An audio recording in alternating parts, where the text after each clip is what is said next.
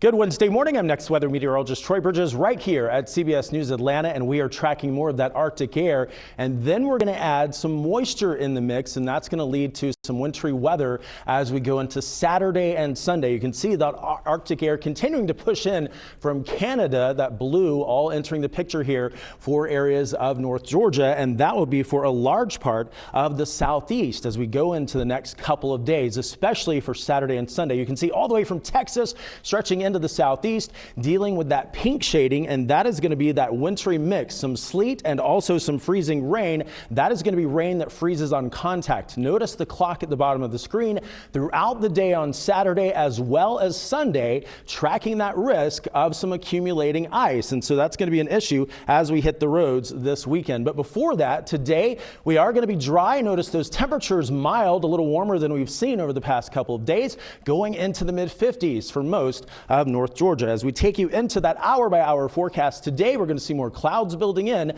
a high temperature in the mid-50s, and then changes come as we go into the end of the week. Rain chances on Friday, and then we see next weather alert days for Friday, Saturday, and Sunday, mainly for Saturday and Sunday as we track that wintry mix and that freezing rain, and high temperatures only going into the 30s for Saturday and for Sunday.